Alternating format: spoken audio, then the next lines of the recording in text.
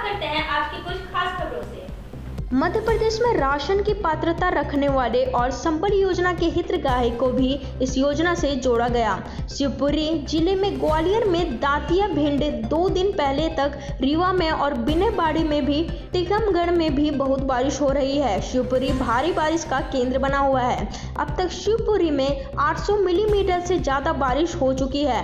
पूरे प्रदेश में 11 से ज्यादा गांव प्रभावित हैं। 200 से गांव ज्यादा प्रभावित हैं। 22 गांव पानी से घिरे हुए हैं। कल केंद्रीय रक्षा मंत्री से चर्चा की गई।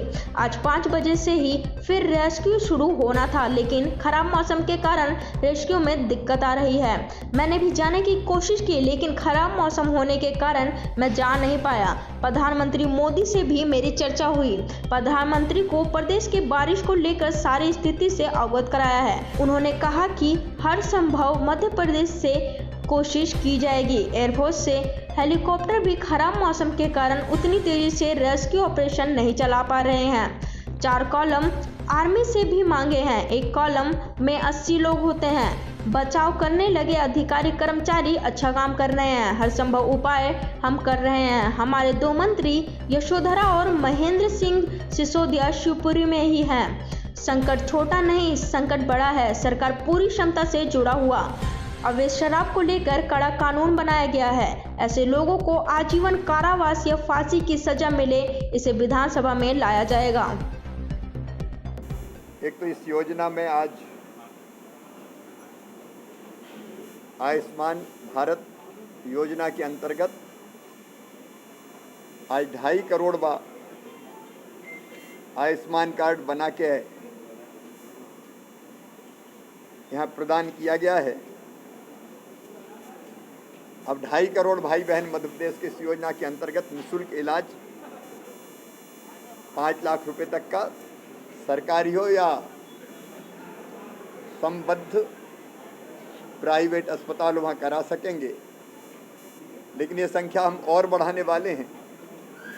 मध्य प्रदेश में अतिरिक्त नाम हमने जोड़े हैं संबल योजना के, और जो पात्रता पर्ची जिनके पास है राशन की, उनके तो 4 करोड़ 70 लाख लोग इस योजना से जुड़े। ये लगातार हमारा प्रयास है। जहाँ तक बाढ़ का सवाल है, शिवपुरी जिले में, श्योपुर जिले में, ग्वालियर में भी, दतिया, भिंड, 2 दिन पहले तक रीवा में, अभी निमाड़ी में भी, टीकमगढ़ में भी भयानक बरसात हुई है। विशेषकर शिवपुरी भारी बारिश का केंद्र बना हुआ है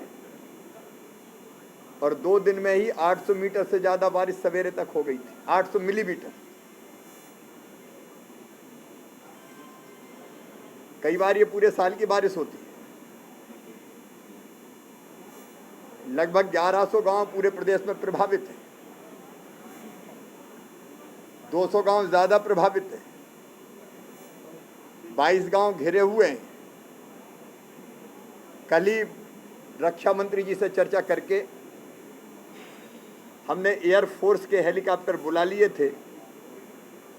वो एयरफोर्स के हेलीकॉप्टर ने कल काम भी किया, लेकिन आज सवेरे से मौसम खराब होने के कारण सवेरे 5:30 बजे उड़ना था, उड़ नहीं पाए। लेकिन बीच में उन्होंने टेक ऑफ किया। अब वो लगातार घिरे लोगों को बचाने का प्रयास कर रहे हैं। मैंने भी जाने की कोशिश की, लेकिन खराब मौसम के कारण हेलीकॉप्टर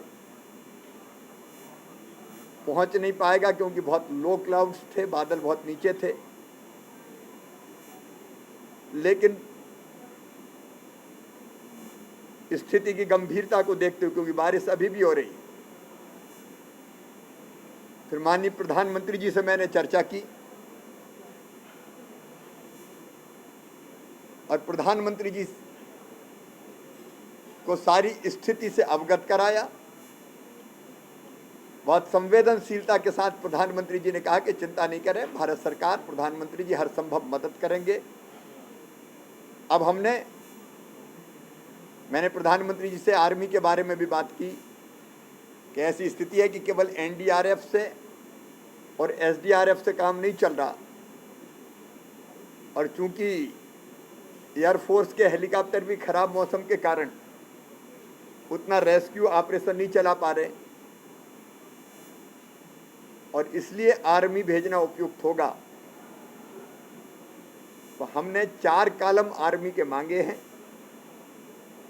4 जिलों के लिए 4 कॉलम का मतलब 1 कॉलम में 80 लोग होते हैं, ताकि वो वोट और बाकी संसाधनों के जरिए जो बाढ़ में फंसे हुए लोग हैं उनको निकाल पाएं। हमारी एसडीआरएफ की टीम भी बहुत अच्छा काम कर रही है। पेड़ पे बैठे 3 लोगों को जिनकी जान खतरे में थी, हम निकाल पाने में सफल हुए। वैसे लगभग 1200 लोगों को रेस्क्यू अब तक हम लोगों ने किया है, लेकिन अभी संकट बड़ा है और इसलिए हर संभव उपाय हम कर रहे हैं। हमारे 2 मंत्री यशोधरा जी, महेंद्र सिंह जी शिवपुरी में ही बैठे हुए हैं, कंट्रोल रूम बना के वहाँ से देख रेख कर रहे हैं। मैं लगातार बात कर रहा हूँ, संपर्क में हूँ। वल्लभ भवन में भी कंट्रोल रूम बना है। हमारी हर संभव कोशिश है कि संकट की इस घड़ी में अपनी जनता को हम सुरक्षित निकाल के ले आएं, और उसी काम में पूरी क्षमता के साथ हम लोग जुटे हुए हैं।